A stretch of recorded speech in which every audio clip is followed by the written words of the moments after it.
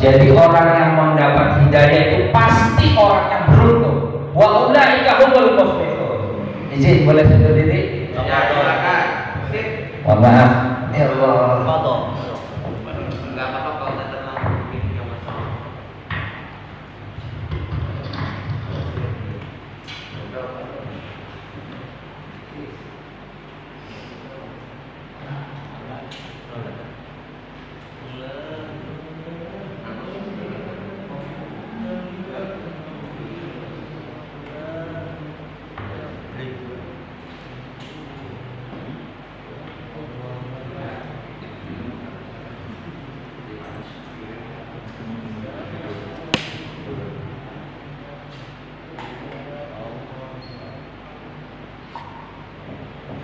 Bisa kelihatan semua? Ya. Dikatakan ulaik. Siapa ini? Ulaik mereka itu. Ayat sebelumnya. Alladzina yu'minuna bil ghaibi wa yuqimunas shalah. Orang yang beriman, orang-orang yang rajin sholat. Satu, rajin sholat. Yang kedua, wa mimma razaqnahum yunfiqun. Cirinya setiap kali diberi rezeki dia selalu menyiapkan rezekinya. Berinfak. Terus yang ketiga tadi apa? Ulaika sebelumnya. Ayo. Quran. Ya Allah, ini saking apanya kok sampai enggak bunyi. Kopinya belum diminum, kopi. Makanya itu kopinya diminum dulu biar kebuka. Astagfirullahaladzim. Ya Allah. Alladzina yu'minuna bil ghaib wa yuqimuna sholata wa razaqnahum walladzina yu'minuna bima unzila ilaika wa ma unzila min qablik wa bil akhirati hum yuqinun. Jadi orang-orang yang beriman di mana mengimani bima unzila ilaika, apa yang telah Allah turunkan kepadamu wahai Muhammad, wa ma unzila min qablik wa bil akhirati hum yuqinun. Jadi di sini maknanya adalah apa, beriman dengan Al-Quran. Gampangnya gitu aja deh. Ya. Kemudian yakin dengan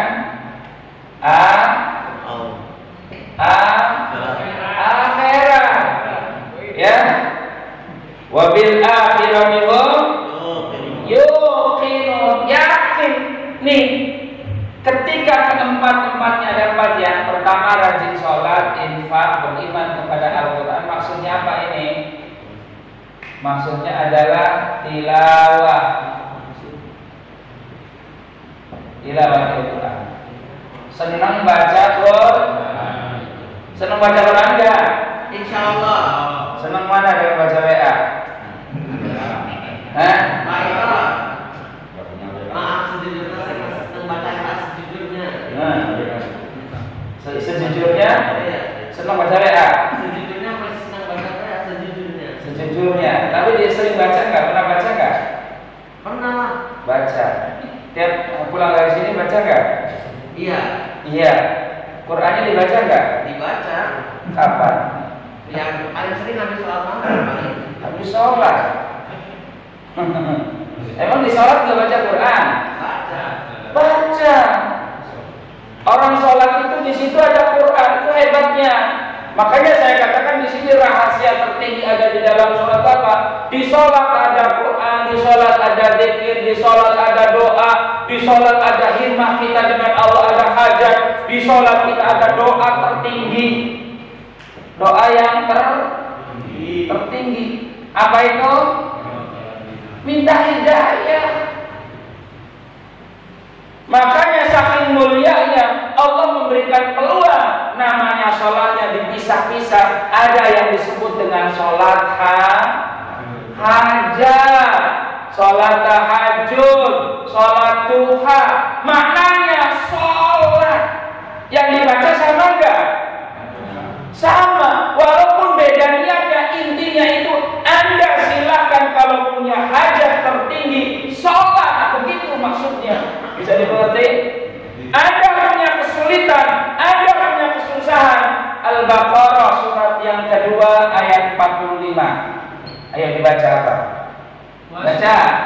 Wasta'inu bis-sabri was-shalah. Wasta'inu bis-sabri was-shalah. Coba. Wa inna ala kabiratun illa ala khashi'in. Kelas. Ini kalimatnya ista'in. Allah itu sudah menunggu kalian semua, menunggu orang yang beriman. Ayo, ada nggak di sini orang yang susah? Ada nggak di sini orang yang butuh rezeki? Ada nggak orang di sini yang butuh ketenangan? Ada nggak orang di sini yang butuh ingin dijauhkan dari la ilaha? Ada nggak yang mau dijauhkan dari itu? Ada yang mau dijauhkan dari rezekinya? Ada yang mau dijauhkan dari istrinya? Ya Allah, minta kata Allah, mintalah, ista'in. Ini dalam bentuk permohonan, bukan permohonan. Ini adalah fi'il amr. Kita disuruh minta, bayangin. Jadi sudah ditawarin sama Allah.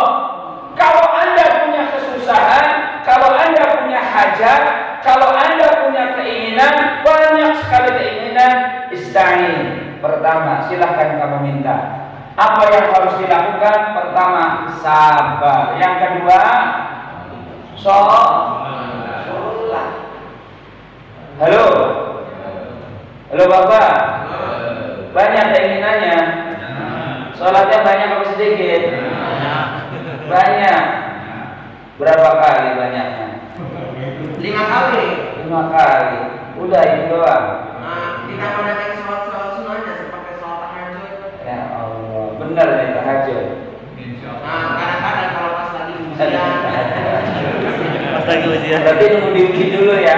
Ntar Allah kasih uji yang lebih banyak loh.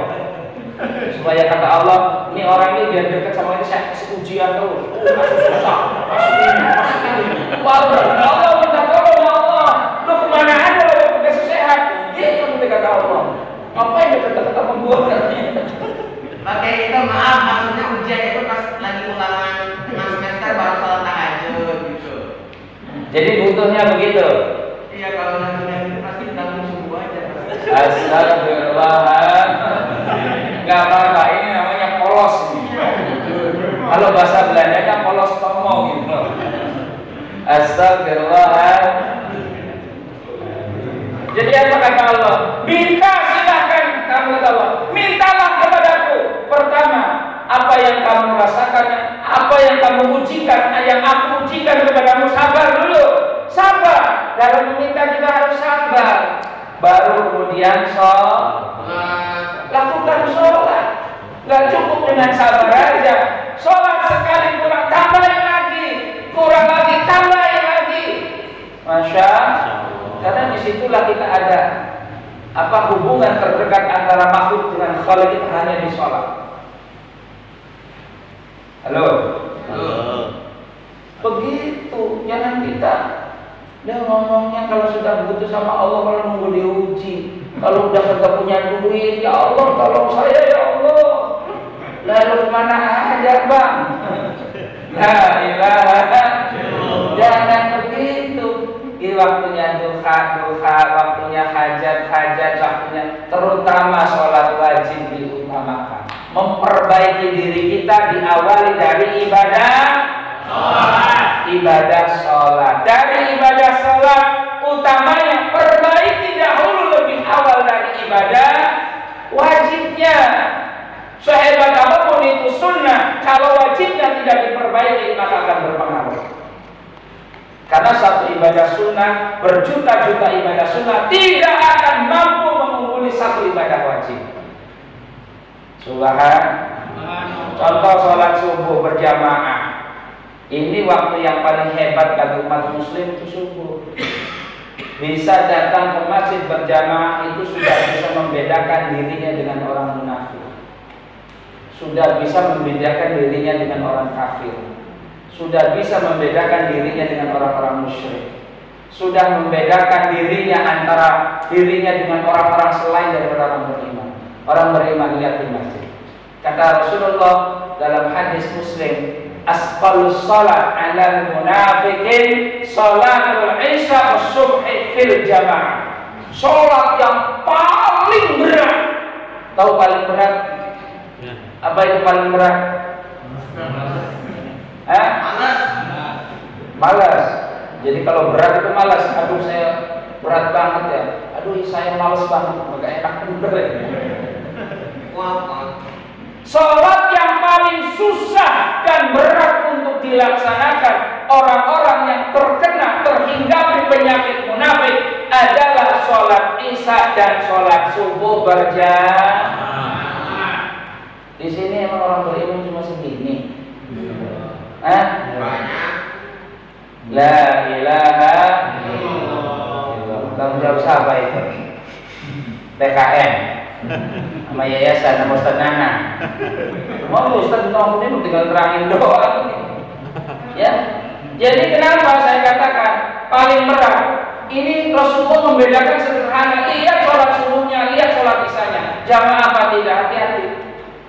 Makanya di situ afqalus sholat yang paling berat sholat untuk dilaksanakan alal munafiqin atas orang-orang munafik sholatul isya was-subhi fil jamaah. Sholat isya dan sholat subuh dalam keadaan berjamaah.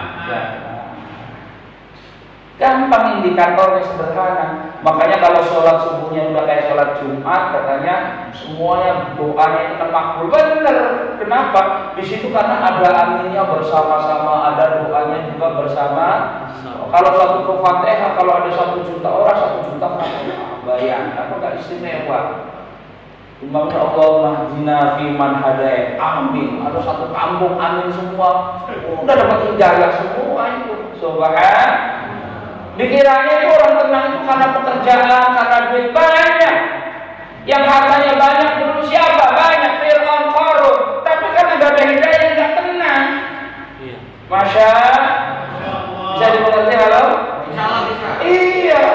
Jadi jangan dikira tenangnya lingkungan ini karena adanya negeri ini bisa tenang karena adanya Terus sekarang kalau ulama ini ditusuk-tusuk mulu. Masya, saya tadi lewat di kampung itu suka nyamuk tangannya. Ya Allah tega amat, kamu nggak tahu ya kesopan bener ya. Masya, hati-hati makanya. Jadi yang memberikan ketenangan, hidayah, yang memberikan keselamatan itu adalah hidayah.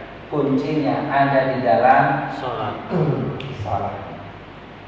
Yuk kita perbaiki sholatnya. Insya Allah. Gitu ya.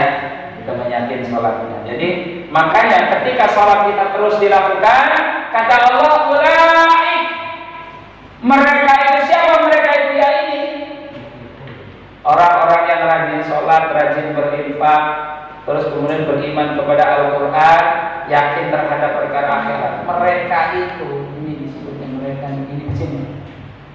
Jadi mengerti? Ala hudan. Ini kalimatnya hudan. Ini isim nakirah, menunjuknya di dalamnya adalah orang-orang itu mendapat banyak petunjuk dari Allah. Masya Allah. Petunjuk ketentramannya dapat, kemudahannya dapat, keberkahannya dapat, keselamatannya dapat. Kemudian apalagi barokahnya juga dapat. Segala-galanya dapat semua. Mau begitu? Mau begitu? Mau bener apa mau banget nih? Mau banget. Serius apa kamu ngomongnya nih? Serius. Bener sama malaikat loh. Ustaz nanya beneran nih. Masya Allah. Jadi kata Allah, ala hudan. Mereka itu ada orang yang diberikan petunjuk kata Allah min rabbihim. Bisa begini, bisa begini, bisa ini adalah petunjuk dari Allah, ya.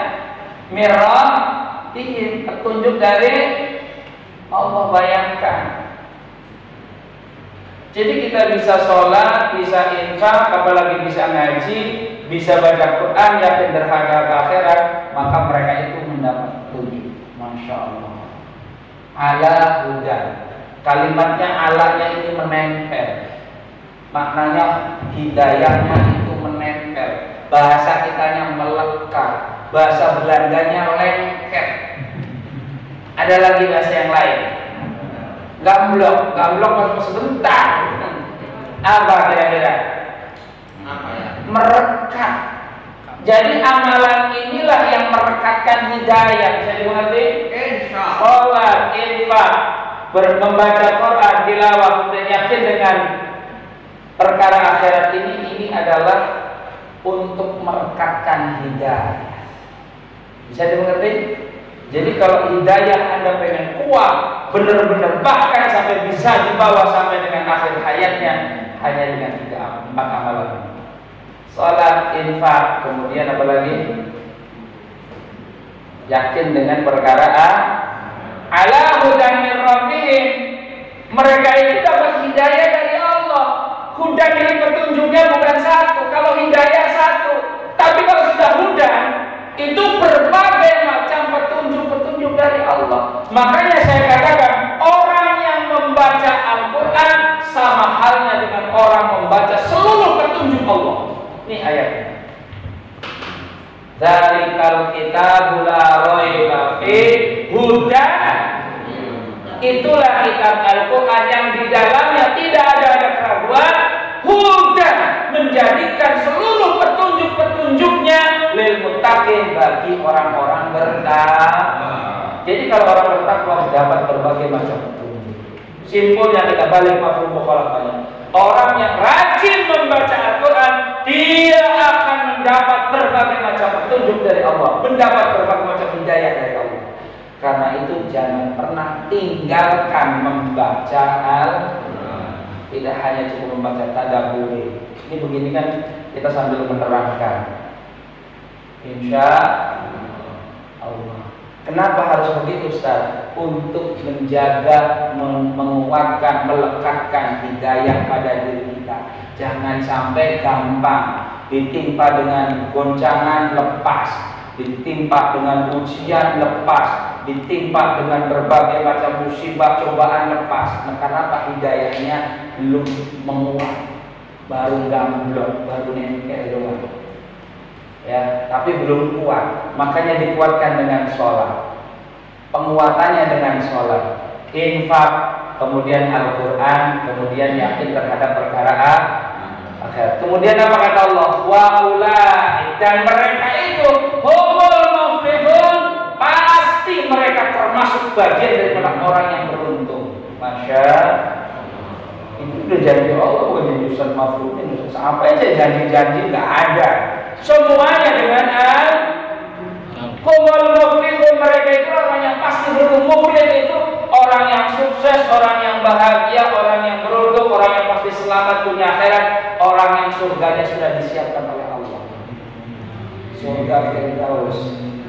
Surat 23 ayat 1 sampai dengan ayat 11. Qad aflahal mu'minun. Sungguh amat sangat beruntung bagi orang beriman. Siapa orang beriman? Alladzina hum fi shalatihim khashi'un. Ya, itu coba rentetannya sampai itu. Jaminannya surga Firdaus sudah disiapkan, udah nggak minta.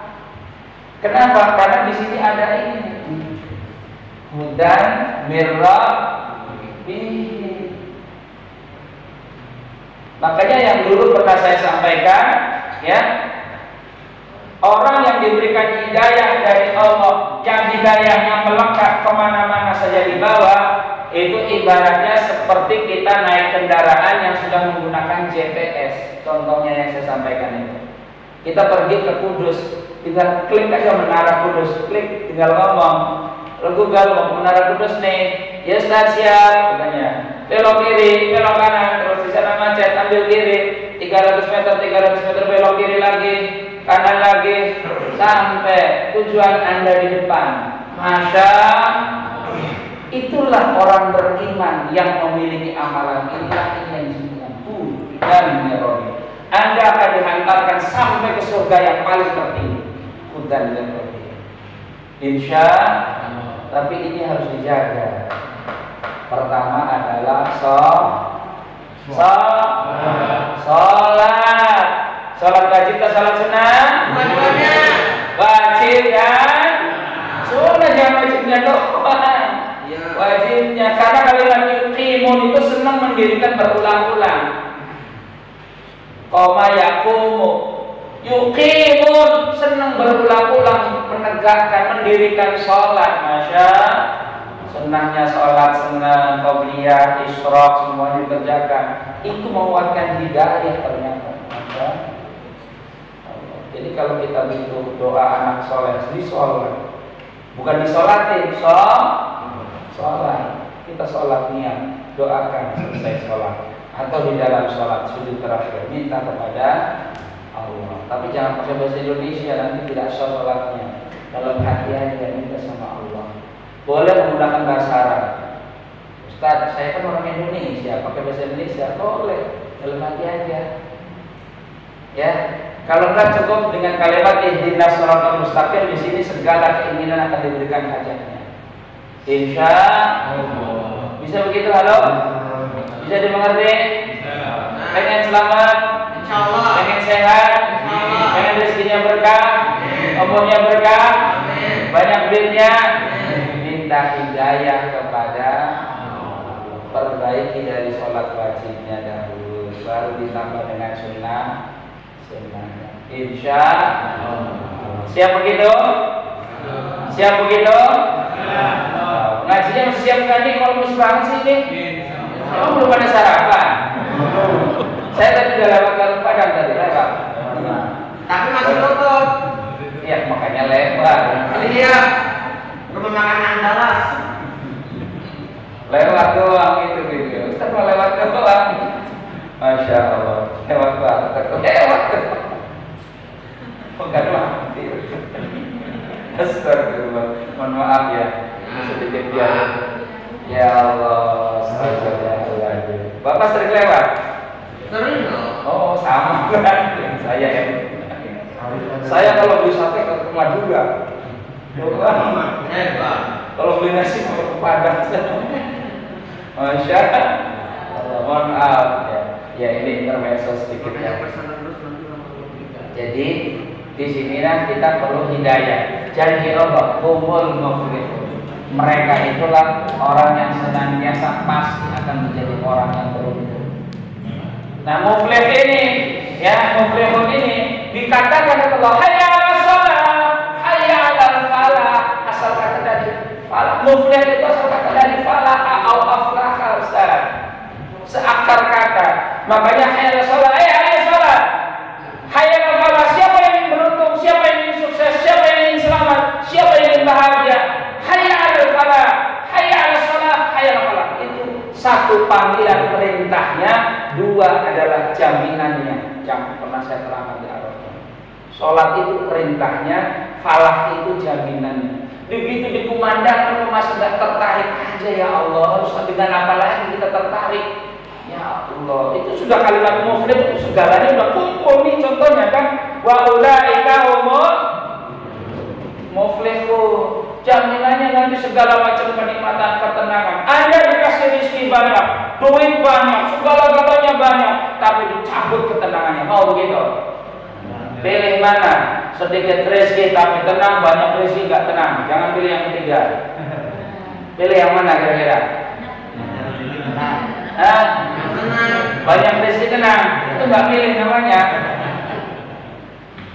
Astagfirullah. Butuh semuanya, maka cukup dengan hudan, minta hidayah kepada, maka akan dipastikan Anda akan menjadi orang yang sukses, orang yang beruntung di dunia ini. Insya Allah. Makanya doain saya bisa istiqomah, bisa sehat, bisa dimudahkan dalam aktivitas agamanya supaya saya bisa istiqomah terus menyampaikan seluruh pemberian dari Allah. Bukan punya saya bisa begini dari Allah. Saya senang sekali ketemu dengan ini. Kenapa? Karena saya ingin mendapat ridhonya daripada Allah Subhanahu wa Ta'ala. Bukan ingin mendapat apa-apa. Enggak, saya ingin mendapat ridhonya Allah. pengen hidayah tersebar kuat semuanya, yakin semuanya, mantap semua, sehingga sholatnya tidak bertele-tele, tidak terkatung-katung. Ada nggak sholatnya yang tertele-tele di sini? Ada nggak? Sejujurnya saya sejujurnya. Ada. Sudah ngaji begini masih bertele-tele lagi. Kalau itu ulang dulu. Hah? Janganlah. Ntar ayahnya jangan ulang, saya ulang nanti. Sholat di tele-tele, ngapain dikasih sehat begini katanya. Banyak tuh orang-orang yang di luar sana kasih sehat tapi nggak dengar. Telinga ada, dengar juga sampai, ngerti juga iya, datang enggak. Nah itu karena tidak ada makanya kita butuh hidayah terus, minta sama Allah. Semoga kita semua